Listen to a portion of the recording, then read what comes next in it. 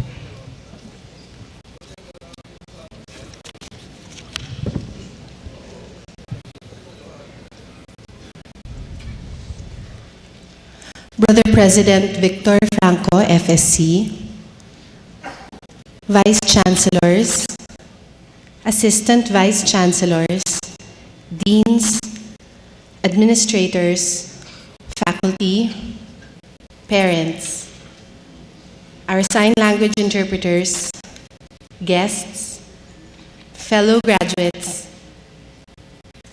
and the Benildean community. Good morning. Let me begin my speech with this passage from the Holy Scriptures found in Jeremiah 18, and I quote, "And the vessel that he made of clay was marred in the hand of the potter. So he made it again another vessel, as he seemed good to the potter to make it." In pottery, the potter places a mold of clay on a table and he turns it around carefully. Using his hands, the potter will repeat the process several times until he gets the perfect shape.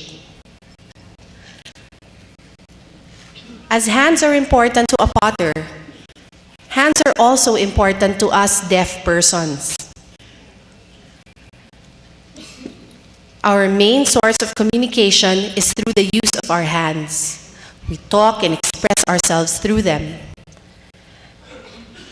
And just like the potter, whose hands make the perfect creation, we also hope to get the best, if not the perfect performance for ourselves using our hands. With our hands, we can go places, change lives, and make a difference. I was born deaf, and when my parents discovered this, like most hearing parents of deaf children, they felt that the only way for me to survive was if I learned to speak. And so, they enrolled me in different oral schools where I had to wear hearing aids and learn how to lip read. I was enrolled in 4 different oral schools, and we tried to find something workable that would fit. I tried my best in these schools, but it still wasn't easy for me to adjust. And then my parents thought of trying it out in a school for the deaf.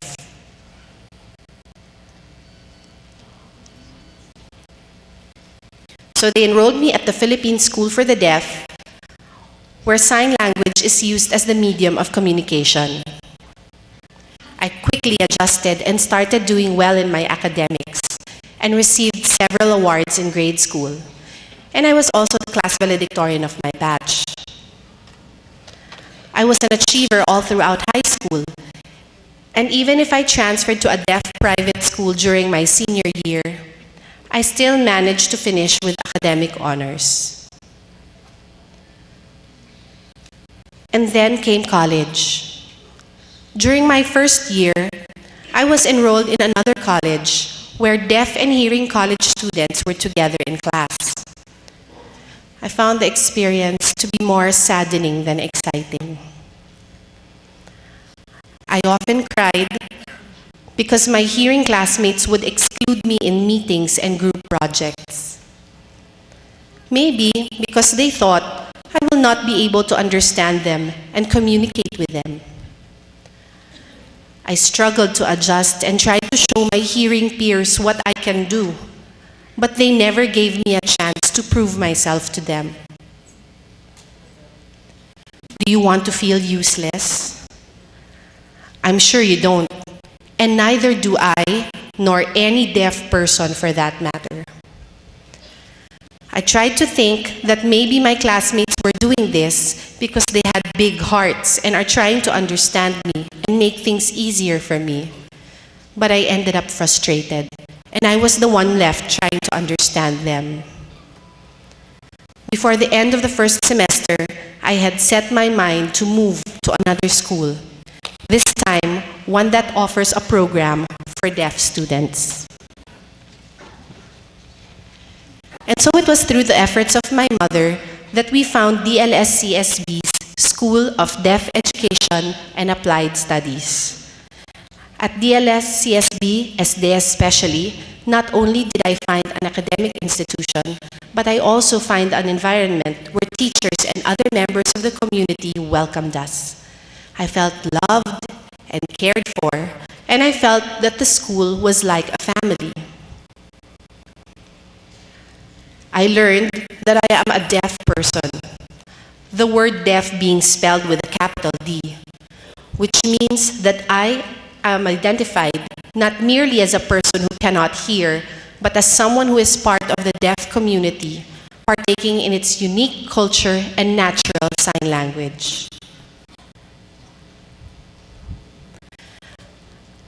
I believe that one of the best fruits of education is our ability to understand and change people's attitude about the deaf and other persons with disabilities. And that is what SDEAS's education has given me. Our Benildean education has developed us deaf students into persons of dignity, integrity, and with a deep sense of spirituality. And we are now being given the chance to become productive members of society. If you go around the different high schools for the deaf, I am sure that all of the students there will say that they wish to go to college. However, very few schools offer quality education, and those that do are expensive schools, and most of the deaf cannot afford to pay the high cost of tuition and fees. And aside from that, most people, sad to say, even some parents of deaf students, assume that because we are deaf, we cannot succeed